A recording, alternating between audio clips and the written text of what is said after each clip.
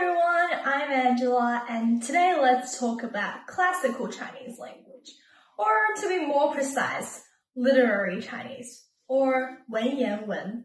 Classical Chinese is a traditional style of written Chinese that evolved from the classical language, making it different from any modern spoken form of Chinese.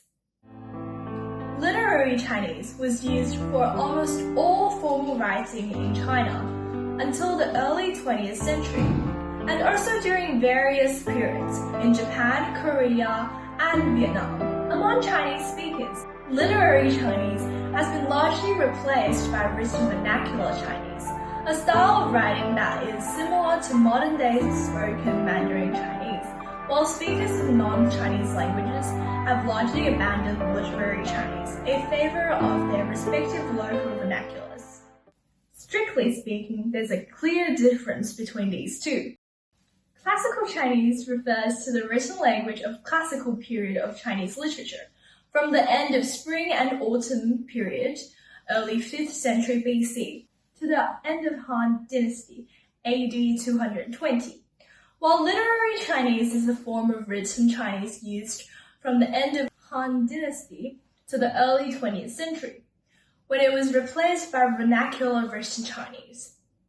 There is also a stricter definition for the classical period, ranging from Confucius to the foundation of Qing dynasty. With the historical changes and the evolution of spoken language, the difference between literary Chinese and vernacular Chinese has gradually expanded, and literary Chinese is seen as the language used by scholars. It is very like Shakespearean language and the modern English language. Without sufficient knowledge of English, understanding Shakespearean language will be somewhat difficult. This relationship is like literary Chinese and vernacular Chinese. Is that all too confusing for you?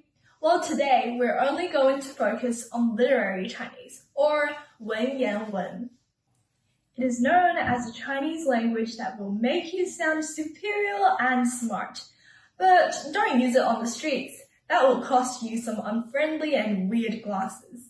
Literary Chinese is distinguished from written vernacular Chinese in its style, which appears extremely concise and compact to modern Chinese speakers, and to some extent in the use of different lexical items, vocabulary.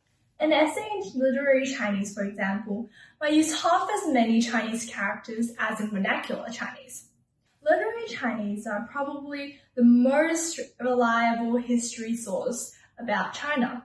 They tell stories about ancient kings, legends of gods, of struggling braveries or uncelebrated love, of how stars look like when dynasty toppled, of how people farmed and entertained.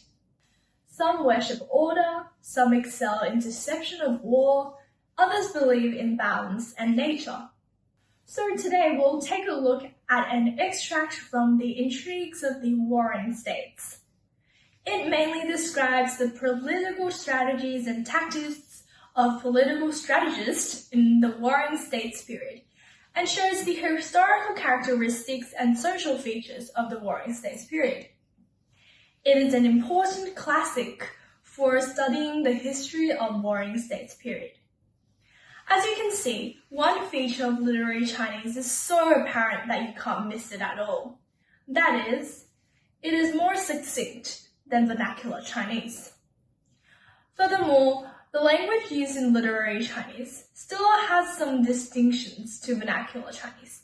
For example, the word for verb, say, in literary Chinese is 约, whereas it is 说 in vernacular Chinese.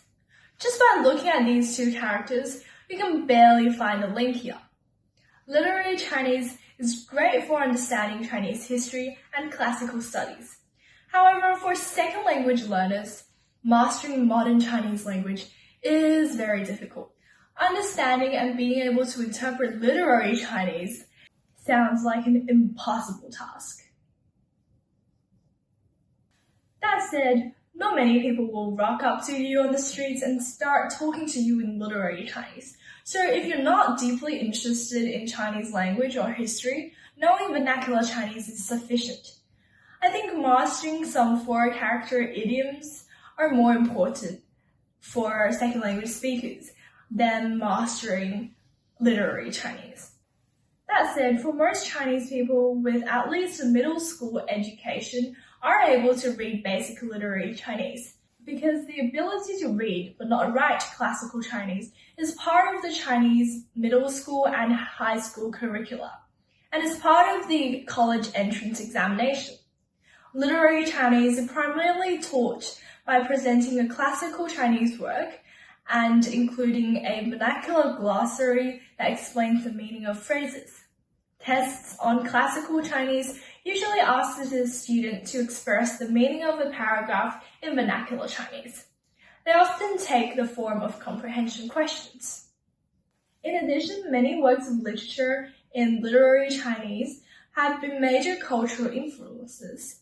However, even with knowledge of grammar and vocabulary, literary Chinese can be difficult to understand by native speakers of modern Chinese because of its heavy use of literary references and allusions, as well as extremely abbreviated style. So that's all for today. Hope you've learned something new about literary Chinese. Don't forget to subscribe, like, and comment below. I'll see you next time.